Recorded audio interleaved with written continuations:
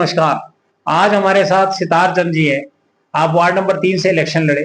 आज हमने ward number 3 की वीडियो बनाई, ऊपर आप देख रहे होंगे उस वीडियो के हालात।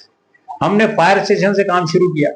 मेरी सोच रही, सितार चंद जी, आप ये बताइए मेरे को कि जो काम मैं कर रहा हूं, जैसे आपके वार्ड के नंबर 3 के अंदर, वार्ड नंबर 3 में मेरी ये सोच रही कि जो फायर स्टेशन है वो बाहर शिफ्ट कर दिया जाए, और आपके वार्ड नंबर 3 के अंदर कोई भी धर्मशाला, कम्युनिटी सेंटर, इस तरीके की कोई भी चीज नहीं है। आपके समाज के लोगों को या वहां पे जितने भी लोग रहते हैं वार्ड नंबर 3 में, सब लोगों को फंक्शन वगैरह करने के लिए बाहर जाना पड़ता है, चाहे वो अमीर है चाहे वो गरीब है। आप क्या चाहते हैं कि वो धर्मशाला बननी चाहिए? बिल्कुल ही वो धर्मशाला बननी चाहिए, क्योंकि हमारे यहाँ वार्ड नंबर 3 में कोई भी ऐसे समुदाय के कोई इस तरह की धर्मशाला नहीं है कि हमारे कोई छोटा मोटा हम कार्य कर सके, या हमारे बुजुर्ग जैसे होते हैं उनके संग भी करें। हमें गीता भवन या इतनी दूर तक जाना पड़ता है। ठीक है, हमारे वार्ड नंबर 3 में होनी ऐसी धर्मशाला होनी चाहिए जो सभी के काम है।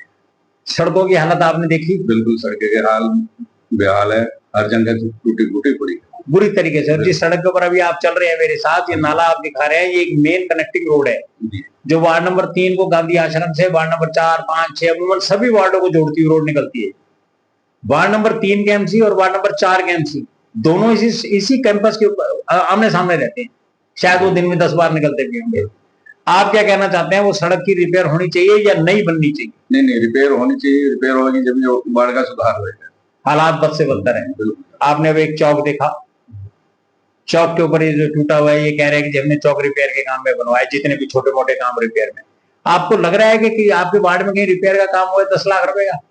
नहीं, तो ऐसा तो कोई काम नहीं हुआ, क्योंकि हमने सारे वार्ड में घूमे भी है, कोई काम दिखाई नहीं। आपको दिखाई नहीं दिया? क्योंकि काम होता है 10 लाख का तो कहीं दिखाई देता है। आप अपने एमसी साहब से क्या कहना चाहते हो? एमसी साहब से ये गुजारिश है कि जहाँ भी टूट है, रिपेयर हो या कुछ भी बनना है, कोई नया न्यू बनाना हो, तो जरूर मतलब उस पर काम पे ध्यान दें। अभी आपने ये देखे नाले भी टूटे पड़े हैं सारे, बुरी हालत है। जब ये बारिश आती है तो ओवरफ्लो हो जाता है सारा सिस्टम। मेरे को हर जगह से ये प्रॉब्लम रहती है कि सफाई कर्मचारी कभी प्रॉपर तरीके से नहीं आता। आपके नालों की देख के आने की बात दिखाई दे रही है, आपसे पूछने की मेरे को इतनी जरूरत नहीं है, वो दिखाई दे रहा है वहां पे क्या हो रहा है। कारण क्या है जी कि आज तक 3 साल हो गए ये वार्ड के अंदर एमसी साहब को बने हुए, ये वार्ड आज तक ढंग से मेंटेन क्यों नहीं हो रहा? क्या कारण है? प्रॉपर तरीके से काम क्यों नहीं हो रहा? कहीं ना कहीं या तो पैसे की कमी है या फिर सोच की कमी। आप क्या कहते हैं, अगर आप एमसी होते तो आप क्या करते? अगर हम मतलब कहीं से भी कहाँ से पैसा आना, किस तरह लाना है, ये चीज तो सब सोचना पड़ता है, मतलब देखना पड़ता है। और कहीं से भी डिमांड करनी है अपने वार्ड में, मतलब वो पैसा लगाना चाहिए, जो पैसा आता है लगाना चाहिए, और उसी से वार्ड वालों को खुशी भी मिलती है। स्ट्रीट लाइट ठीक है आपके वार्ड में? हाँ, अब ठीक है। खुश हैं आप? लाइट है। आपने लोहे का पुल देखा, लोहे के पुल की कंडीशन शायद बद से बदतर है। सरकारें आई जा रही हैं, 11 साल हो गए इन बीजेपी वालों को भी राज करते हुए। 3 साल से एमसी साहब भी हैं, 5 साल पहले कालका परिषद बनी, उससे पहले नगर निगम था। पुल की कंडीशन बहुत ज्यादा खराब है। आप पुल के बारे में क्या कहते हैं, सरकार से क्या मांग करते हो? सरकार से सबसे पहले हमारे लतीका जी भी रहे जी, उन्होंने नारियल वहां फोड़ा, भाई ये पुल बहुत जल्दी बना जाएगा, लेकिन नारियल फोड़ के भी हो जाएगी। और फिर भी मतलब पुल नीचे से जो उसका टूटा हुआ मतलब है, अलग अलग हो रहा है। जो स्ट्रक्चर है उसका, जो बुनियाद है उसकी, वो हिल चुकी है। वो 90 का बना हुआ है, 90-92 का बना हुआ। उस समय तो पॉपुलेशन कुछ नहीं होगी, जनसंख्या कुछ नहीं, तो बहुत बड़ी जनसंख्या है। 2.5-3 फुट चौड़ाई है, चौड़ाई है। इसमें एक रिक्शा जो होता है वो रिक्शा भी नहीं जाता। रिक्शा नहीं जा सकता सर, मैंने देखा, पुल को कवर किया मैंने। और हम चलो वहाँ के निवासी, हमें पता है कि जब हमारी कोई महिला उधर से जाती है, कोई आवारा बंदा बाहर का भी जाता है, तो हमें मतलब लगता है कि वो कोई हरकत ऐसी नजदीक की ना करते। अच्छा, आवारा पशु जब निकलते होंगे तो वहां से तो निकलना आम आदमी को भारी हो जाता हो। बिल्कुल, खड़े होना पड़ता है।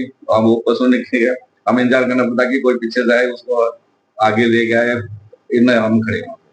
ये तो बहुत मुश्किल की बात है। और लड़कियों की जैसे हम ब्याह शादी मोहल्ले में होती है जी, कि दूल्हा घोड़े पे आ रहा है, बैठ जी, तो बड़ा मुश्किल है। इतना पैसा लगे, मतलब घोड़े भी वहां पे आती है। ये तो बहुत मुश्किल की बात है। हॉस्पिटल के लिए भी बड़ी दिक्कत है। बिल्कुल सर, मेरा एक निवेदन है सरकारों से कम कुछ नहीं कर सकते तो वो चीजें दो जो चीज हमारे को जरूरत है। वार्ड नंबर 3 और वार्ड नंबर 4 दोनों के पास 10-10 लाख रुपए आया। एमसी वार्ड नंबर 3 के और एमसी वार्ड नंबर 4 के दोनों के लोग निकलते हैं वहां से, सुधार हो। कालका हिंदू कन्या स्कूल, मैं लड़ाई 7.5-8 साल से लड़ रहा हूं, आप क्या चाहते हो? मैं चाहता खुलना चाहिए, वो स्कूल खुलना चाहिए, खासकर जो हमारे वो कन्या स्कूल लड़कियों का स्कूल है जी, हमारे इधर से गांव के डिब्बे हो जी, इधर इधर की जो भी लड़कियां हैं, शहर की लड़कियां जी, हमारे स्कूल वो एक शहर के सेंटर में है, और हमारी लड़कियां कोई भी कोई एक्टिवा लेके कोई भी कहीं बाहर ना जाए जी, छोटी लड़कियां अपने मोहल्ले में अपनी गली में पढ़ के अपने घर आए। और वो तो ये स्कूल भी 117 साल पुराना, 120 साल पुराना स्कूल बताया जाता है, बिल्कुल जी बिल्कुल बहुत बताया जाता है। हिंदू स्कूल लड़कियों के लिए खासकर बहुत जरूरी है, इस शहर के लिए बहुत जरूरी है हिंदू स्कूल खुलना चाहिए। साहब, आप भी मेरे साथ सपोर्ट करते हैं कि हिंदू कन्या स्कूल खुलना चाहिए। एमसी साहब, आपकी सरकार है, आपके एमसी हैं, आपके चेयरमैन साहब हैं, आपके एमएलए साहिब हैं, आपके सीएम साहब हैं और आपके प्राइम मिनिस्टर साहब हैं। नारा देते हो बेटी बचाओ बेटी पढ़ाओ और लड़कियों का स्कूल ही बंद करवाते हो। कोई दिक्कत है बताओ, हल निकाला जाएगा। साहब, अब ये किसी की निजी प्रॉपर्टियां नहीं रही, अब ये सरकार इसको टेक ओवर क्यों नहीं करती, ये हमें आज तक नहीं समझ आया। साहब, हर आदमी कहता है जीतने से पहले और हारने के बाद कि सब मैं स्कूल को खुलवाऊंगा। आप आई, आपने लिखा कि पहले एजेंडे में मेरा स्कूल खुलवा के दम लूंगी मैं। एमएलए साहिबा, मैं आपसे कह रहा हूं, आज लगभग 10 महीने हो गए, लगभग। कहां चले हम, कहां, वहीं के वहीं खड़े हैं। हालात देखिए, 3 बार वीडियो डाली, देखने के बाद आदमी को रोना आता है कि इतना बदतर स्कूल हो गया हमारा, और शहर की शान थी ये स्कूल हमारी। आपके परिवार के लोग भी पढ़े होंगे इसमें, बच्चे से भी बड़ी पूरे 31 पार्षद, शायद चेयरमैन साहब के साथ मेरे को तो लगता है उनके परिवार से भी कोई व्यक्ति स्कूल में पढ़ा हुआ, एकमात्र स्कूल था। फिल्म स्टार दिए स्कूल के अंदर, आप वो देखते होंगे, भाभी जी घर पे है, मनमोहन तिवारी जी स्कूल के साथ जुड़े रहे, उनका परिवार जुड़ा रहा।